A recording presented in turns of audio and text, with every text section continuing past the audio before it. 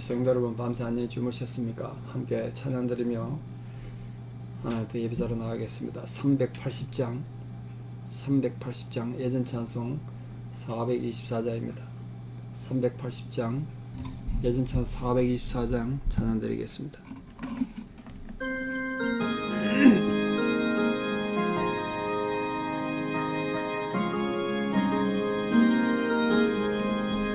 나의 생명 되신 주, 주님 앞에 나갑니다. 주의 흘린 보혈로 정케하사 받아주소서. 날마다 주를 찬송하겠네. 주의 사랑 줄로서 나를 굳게 잡아매소서. 괴로운 세상 지낼 때 나를 인도하여 주소서. 주를 믿고 나가며 나의 길을 잃지 않겠네. 날마다 주를 찬송하겠네. 주의 사랑 줄로서 나를 굳게 잡아매소서. 세상 살아갈 때에 주를 더욱 사랑합니다. 밝고 빛난 천국에 나의 영혼 들어가겠네. 날마다 주를 찬송하겠네. 주의 사랑 줄로서 나를 굳게 잡아매소서.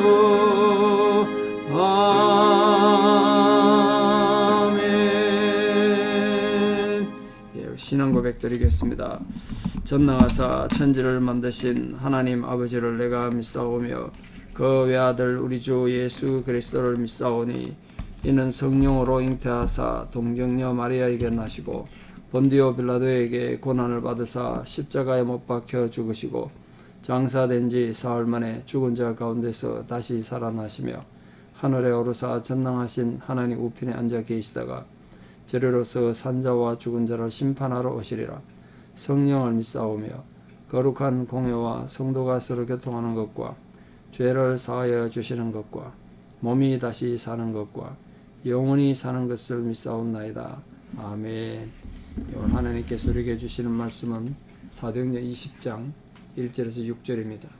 사도행전 20장 1절에서 6절입니다. 봉독에 올리겠습니다. 사도행전 20장 1절입니다. 소요가 그침에 바울은 제자들을 불러 구원한 후에 작별하고 떠나 마게도냐로 가니라. 그 지방으로 다녀가며 여러 말로 제자들에게 권하고 헬라에 이르러 거기 석 달 동안 있다가 배 타고 수리아로 가고자 할 그때에 유대인들이 자기를 해하려고 공모함으로 마게도냐를 거쳐 돌아가기로 작정하니 아시아까지 함께 가는 자는 베레아 사람 부르의 아들 소바드와 데살로니가 사람 아리스타고와 세군도와 더베 사람 가이오와 및 디모데와 아시아 사람 두기고와 드로비모라. 그들은 먼저 가서 드로아에서 우리를 기다리더라. 우리는 무교절 후에 빌립보에서 배로 떠나 닷새 만에 드로아에 있는 그들에게 가서 이래를 머무니라. 아멘. 사도행전 20장 바울의 이제 3차 선교 여행이 끝나가는 그 과정을 보시겠습니다. 이 20장에서는 소요가 그치고 에베소를 떠나서 이제 마게도냐 지역을 여행하게 되는 바울의 여정이 나와 있습니다. 빌립보, 드로아 등등을 가면서 이제 전도하는 여행이 기록이 되겠습니다. 이 전도 여행에서 바울은 아가야 지방의 교회들을 방문해서 성도들을 위로하고 또 드로아 지역에서는 말씀을 강론한 중에 너무 길게 말씀을 했는지 창에서 졸다가 떨어진 유도를 다시 살리기도 하는 그런 것도 보시겠습니다. 설교 듣다가 떨어져 죽었으니까 얼마나 또 성도들이 충격받았겠습니까? 자, 이 여행에서 가장 이렇게 아름답고 극적인 장면은 밀레도란 지역에서 에베소 교회에서 온 장로들과 마지막 헤어짐에서 고별하는 장면입니다. 이제 사실은 바울이 생전에 두 번 다시 에베소 교회 장로들을 만나지 못하는데요. 그게 이제 마지막 유언 같은 설교를 눈물로 하는 그런 장면을 보실 겁니다. 근데 그 설교를 통해서 바울은 앞으로 에베소에 많은 고난이 있을 것을 그렇게 설교했어요. 앞으로 박해도 있을 것이고 이단도 있을 것이고, 그래서 그 교회 장로들에게 교회를 좀 부탁하고, 특별히 그 지도자들이 신앙인들의 모범이 되어야 된다. 그걸 눈물로 설교한 내용을 보시겠습니다. 또 이 예루살렘으로 자기가 지금 가려고 하는데, 거기 가면 결박이 있고 환란이 있을 것을 알고 간다. 많은 사람들이 말리지만 자기가 죽으면 죽으리란 각오로 예루살렘을 간다고 해서 또 눈물의 이별을 합니다. 복음을 전가하기 위해서는 자기 목숨을 조금 더 귀한 것을 여기지 않는다. 순교당해도 괜찮다는 단호한 자기 부정의 신앙을 바울이 설교를 통해서 하고 있습니다. 우리 이 바울의 헌신의 삶이 정말 아름답게 잘 나타나 있는 20장을 통해서 오늘 사는 성도들은 어떻게 삶을 살아야 되는가, 어떻게 신앙생활을 해야 되는가, 그걸 좀 점검하는 기회가 됐으면 좋겠습니다. 특별히 그 자기를 부인하고 자기 십자가를 지고 예수 그리스도를 쫓는 삶이 어떤 것인가를 좀 배울 수 있기를 바랍니다. 자, 먼저 오늘 1절 말씀부터 좀 정리해서 보시면, 에베소에서 난리가 났지 않습니까? 우리 어제 봤다시피 바울을 박해하기 위해서 난리가 나고 온 성이 막 소동이 있었다고 그러는데, 그걸 거치고 나니까 에베소에서 아마 이제 더 이상 있을 수가 없게 된 거죠. 바울이 제자들을 불러서 작별하고 마게도냐를 향해 떠나갔습니다. 그 마게도냐를 가기 전에 드로아라는 지역을 경유했다는 것이 나중인데, 고린도후서 성경에 의하면 기록이 되어 있으니까 아마 드로아라는 지역을 지나서 마게도냐로 갔을 겁니다. 왜냐하면 드로아에서 이전에 고린도 교회 문제들을 먼저 조정하고 그 형편을 알기 위해서 디도를 파견했었거든요. 그 드로아에서 만나려고 했기 때문에 드로아에서 디도를 기다렸던 그런 모습을 보게 되겠습니다. 그런데 그곳에서 디도를 못 만났어요. 복음을 전가할 문은 열렸는데 고린도 교회는 어떻게 하느냐, 그 염려로 바울이 드로아를 떠나서 마게도냐를 향해 갔던 겁니다. 근데 다시 고린도로 간 거지, 바울이.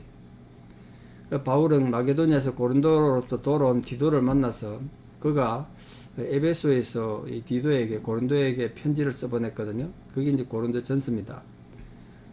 그 편지를 심하게 이 고린도 교인들을 책망한 내용을 디도 편에 들려보내고, 디도로 하여금 고린도 교회에 여러 가지 타락한 것들, 회개하지 않는 교인들, 또 성적인 문제, 이런 것들을 정리하게 했는데, 다행히 그 교회가 그걸 바울의 가르침을 받아들이고 앞으로 회개하고 바른 길로 가게 됐다는 소식을 듣고 위로를 받게 됩니다. 이때 바울이 기뻐하면서 자신의 사도직을 변호하고 또 복음의 진리를 기록한 편지를 다시 두 번째 고린도에 편지를 써보내죠. 그게 이제 고린도후서입니다. 고린도전서를 받고 그들이 잘 받아들였다는 소식 듣고 감사해서 다시 쓴 편지죠. 고린도후서도 보면 뭐 책망이 있고 있긴 있습니다만, 그 에베소에서 이 디도를 통해서 고린도 교인들에게 아주 준엄하게 책망하고 그들의 잘못된 생활, 특별히 그 고린도 도시 자체가 아주 성적으로 타락한 도시고 문제가 많은 도시입니다. 몇 번 말씀드린 것처럼 고린도화하다 하는 동사가 성적으로 타락하다, 이런 말이 될 정도로 심각한 도시라고 그랬습니다. 이 교회도 그래 영향을 받은 거죠.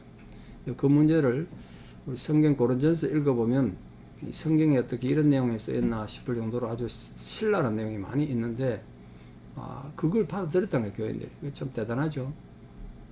그 받아들이면, 말씀을 받아들이면 들었던 기분도 나쁘고 뭐 자존심 상하죠. 짜증도 나겠지만 그걸 회개하고 받아들이면 사는 거예요. 바울 입장에서 얼마나 감사했겠습니까? 그래서 이제 고린도서를 다시 써 보낸 겁니다. 이 바울이 마게도냐에서 이제 주로 어떤 일을 했냐면, 오늘 본문에 하면 2절에 보면 여러 지방을 다니면서 제자들을 권하고 가르쳤다, 그렇게 되어 있습니다. 그 마게도냐 지역에는 한 도시가 아니고 우리 캘리포니아처럼 아주 넓은 지역을 나타내는 게 마게도냐인데, 이미 말씀드린 이그나티우스라는 대로가 있다 그랬지 않습니까? 로마인들이 만들었던 큰 도로가 있는데, 그 도로를 따라 이제 도시가 발달됐는데, 그 도로에 중요한 우리 성경적 도시들이 있습니다. 빌립보, 데살로니카, 베레아 뭐 이런 도시들, 또 일루리곤 이런 도시까지 있는데, 거기를 다니면서 바울이 여행하면서 전도했다는 거예요. 그게 아마 AD 56년에서 57년 정도, 한 1년 조금 더 되는 기간을 이렇게 또 여행하며 선교하면서 보냈습니다. 그런데 이때 이 당시 예루살렘에서는 큰 가뭄이 닥쳤고, 또 이 예수 믿는 기독교 유대인들이 유대인들로부터 파문을 당했기 때문에 장사를 할 수 없었습니다. 그래서 살아가는 게 굉장히 힘들었습니다. 그래서 예루살렘에 있는 교인들을 돕기 위해서 세계 각지에서, 세계라고 하라 그때 그렇게 넓은 지역이 아니었겠지만, 예루살렘 아닌 다른 이방에 있는 교회들이 예루살렘 교회들을 돕기 위한 거국적인 운동이 일어났습니다. 물론 그걸 시작한 게 이제 바울입니다. 바울이 각 교회에 이제 예루살렘 교회를 도와야 된다. 연보를 거두는, 그 연보라 그러는데요. 그리고 헌금 중에 종류 중에 연보라는 건 구제를 위해서 하나님께 드리는 헌금을 연보라 합니다. 근데 그 연보를 거두는 일을 하게 된 거예요. 이 기간 동안에. 예전에 수리아 안디옥에서 이런 연보를 했던 걸 우리 이미 보셨습니다. 11장에 나옵니다. 그때도 예루살렘 교회 헌금을 연보를 갖다 줬죠. 연보는 물론 지역에 다르지만 교회는 예수 그리스도 안에 한 교회다, 한 몸이라는 그걸 나타내는 사랑의 행위로, 우리 교회가 어렵지 않지만 다른 교회가 힘들고 어렵기 때문에 가서 도운 겁니다. 우리 성도는 자칫하면요, 너무 옹졸해가지고 우리 교회만 자꾸 생각이 쉬운데, 우리 거기에 옹졸하게, 그게 자신의 신앙이 얄팍해지지 않도록 좀 조심할 필요가 있습니다. 가끔 어떤 분들 걱정될 때가 있어요. 네. 우리가 좀 여유가 있으면 힘들고 어려운 교회를 돌봐야 되고, 저도 힘자란 데까지 돕습니다만, 그런 걸 힘들어 하시면 안 돼요, 여러분. 어떻게 우리 교회만 하나님의 교회겠어요? 우리 주님 앞에 같이 서가야 되는 교회죠. 그 연보를 통해서 서로 지역도 다르고 문화도 다르고 민족도 다른 교회들이 한 마음으로 서로 도왔다는 거예요. 예루살렘 교회를. 거긴 이 바울은 그렇게 생각한 거예요. 이방 교회들이 예루살렘 교회에 영적으로 빚을 졌다. 사실은 복음이 거기 시작됐으니까요. 그 유대 기독교인들에게 이방인 교회들이 비록 이방인이지만 이렇게 하나님 앞에 믿음으로 바로 서고 예수 그리스도로 인해서 구원을 얻어서 신앙생활을 이렇게 정말 아름답게 하고 있다. 그런 걸 이제 보여주는 거죠. 예루살렘 교회 입장에서 이방인 교회가 자기들 돕기 위해서 연보를 보내왔을 때 그 얼마나 감격했겠습니까? 우리 지금도 수해 때문에 동부 지역이 힘들고, 또 산불 때문에 아직도 고생하고, 코로나 때문에 힘들고 어렵습니다만, 선교지든 고난당한 이웃들을 위해서 함께 돕는 것, 연보하는 건 바람직한 거죠. 그렇게 헌금도 자주 하긴 합니다만. 두 번째로 바울이 그 마게도냐를 거쳐서 도착한 곳이 어디냐? 그 헬라라고 되는데, 헬라. 본문에 보면 헬라에 이르렀다. 그 헬라 줄 좀 치시고요. 성경이 고린도예요, 고린도. 고린도라고 말 안 한 이유가 그 헬라 지역, 특별히 아가야란 헬라 지역의 수도가 고린도였습니다. 그 고린도에 간 걸 헬라에 갔다 그러는 거죠.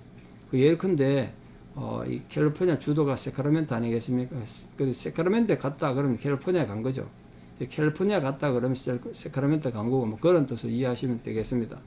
그곳에서 한 3개월 정도 지금 머물러는 걸로 되어 있습니다. AD 56년에서 57년 걸친 겨울이었는데요. 바울은 이 고린도에서 가이오라는 하나님의 사람의 따뜻한 대접을 받고, 그게 이제 로마서 16장에 가이오에 대한 인사가 나오는 걸 보면 그렇게 알 수 있습니다. 그 가이오의 도움을 받아서 복음을 전가하고, 또 마게도냐에서처럼 예루살렘 교회 교인들 위한 연보를 또 이곳에서 고린도에서 모았습니다. 그 연보는 바울이 이제 직접 가지고 간 거죠. 또 여기에서 또 로마에 있는 기독교인들에게 내가 가거든 그 사역을 위해서 좀 준비해 달라고 자신의 방문에 대한 사역에 대한 준비도 시키고, 또 체계적이면서도 포괄적으로 복음에 대한 내용을 이 로마 교인들에게 보내야 되겠다. 그래서 다시 편지를 썼습니다. 이때 그게 그 유명한 로마서가 되겠습니다. 그 고린도에서 머물면서 이제 로마서를 편지를 쓴 거예요. 그러니까 준비도 시키고 그들에게 신앙적인 준비뿐만 아니라 또 자기 사역에서 준비한 것. 그래서 로마서는 바울이 쓴 성경 13권 중에 가장 깊이가 있고 어렵죠. 쉬운 성경이 아닙니다. 그만큼 마음 먹고 쓴 성경이기 때문에 이때쯤 바울은 벌써 사도로서 또 선교사로서 가르치는 교사로서 경험도 많고 이러다 보니까 성경에 대한 이해도 깊어지고 이해도가 아주 넓어졌겠죠. 그래서 성경을 깊이 쓴 것이 로마서라 쉽게 읽을 수 있는 성경은 아닙니다. 그러나 우리 기독교의 굉장히 중요한 성경을 이 고린도에서 썼습니다. 바울이 이처럼 로마에 대한 깊은 관심을 기울인 것은 로마라는 것이 그 당시 세계의 수도고, 그러니까 세계 수도에 가서 복음을 전하면 그 복음이 많은 곳으로 전파되기 쉽지 않겠습니까? 그 세계 선교와 특별히 그 바울의 마지막 선교지였던 스바나, 지금 스페인입니다만, 그 스바나 전도를 위한 전진 기지로 로마를 활용하려는 생각이 있었기 때문에 로마로 그렇게 가려고 했습니다.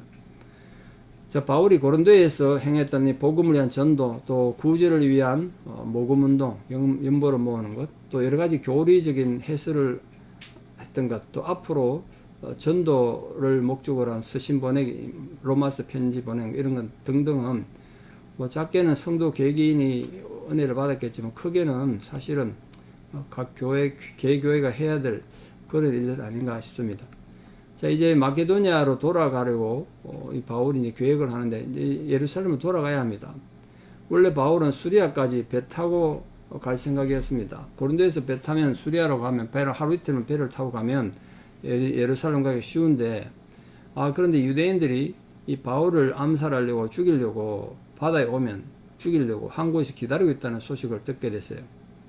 부득불 마게도냐까지 이때까지 걸어왔던 길을 또 지도 보시면 아시겠습니다만 그 먼 거리를 육지를 돌아갑니다. 그 배 타면 하루 이틀이면 갈 수 있는 거리를 한 4, 5개월 걸려서 걸어가요. 또 지금 연보 모은 돈은 많죠. 바울이 얼마나 걱정이 됐겠습니까?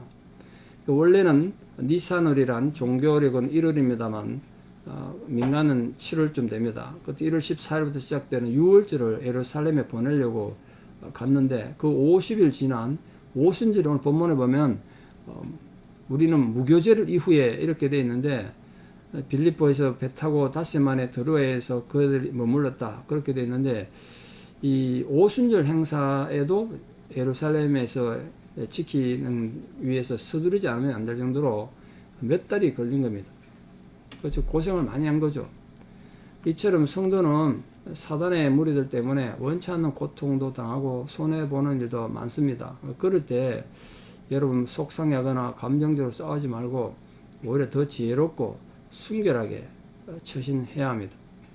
자, 바울이 아시아까지, 즉 이 중부 지방의 터키 지역입니다만 그 아시아까지 동행했던 사람들을 쭉 적어놓고 있는데 그 사람들이 중요해요. 왜냐하면 이 사람들이 각각 지역의 교회를 대표하고 또 그 교회에서 모은 연보들을 가지고 와서 바울과 함께 예루살렘으로 갔던 사람들입니다. 소바드는 베레아 출신인데요. 소바의 아들은 뜻이고요.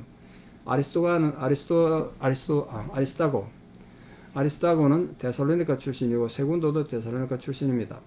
그러니까 데살로니가 교회를 이제 대표해서 거기서 헌금을 가져온 거겠지, 연보를. 가이어는 더베 출신이고요. 갈라디아 교회 대표자입니다. 디모데는 아시겠습니다만 루스트라 출신이고 외조모 루이스와 어머니 유에게로부터 신앙을 물려받았다는 걸 이미 보셨습니다. 이 두기고는 아시아 출신인데 그 아시아 교회, 좀 터키 지역입니다만 아시아 교회를 대표해서 특히 이 골로새와 에베소 교회에 바울 서신을 전한 사람입니다. 나중에 나오죠. 후에 순교했는 것으로 전해지고 있습니다.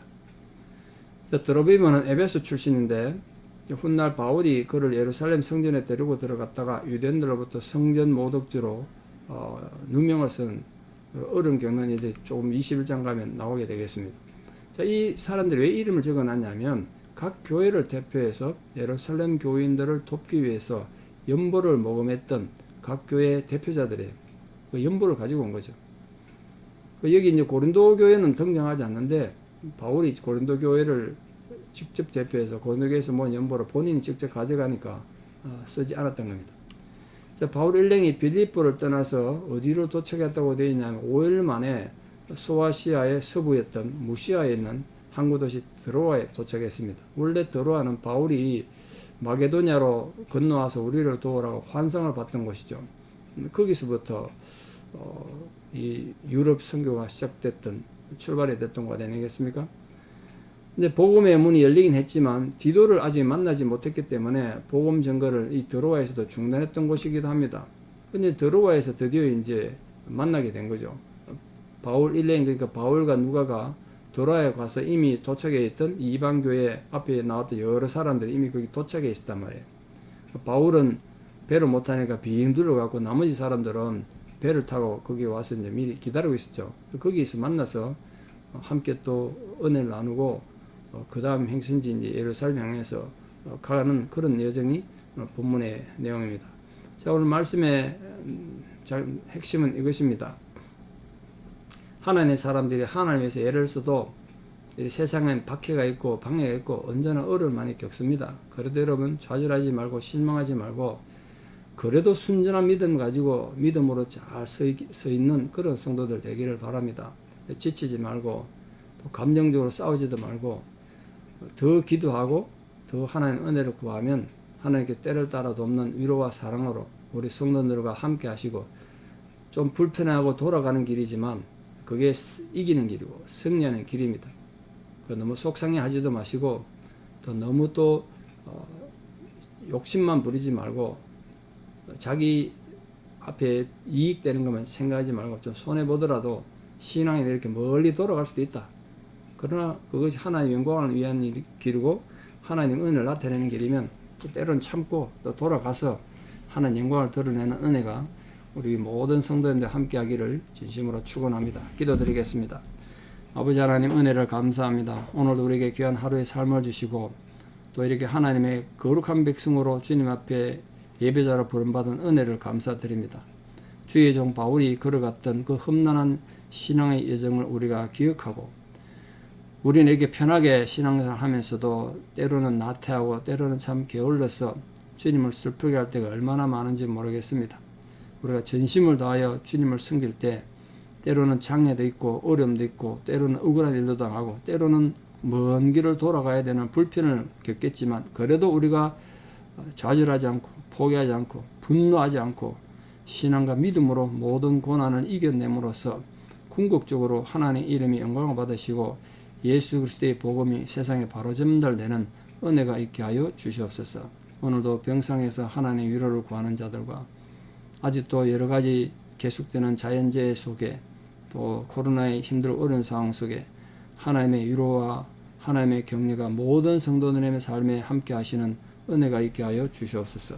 이제는 우리 주 예수 그리스도의 은혜와 하나님 아버지의 만극하신 사랑과 성령님의 위로 교통 역사하심이 참으로 내가 먼 길을 돌아가더라도 주의 영광을 위한 삶을 살기를 결단하는 성도님들의 신앙의 고백 위에 또 우리 사랑 자녀들 삶 위에 이제부터 영원토록 함께 하시옵기를 간절히 축원합니다.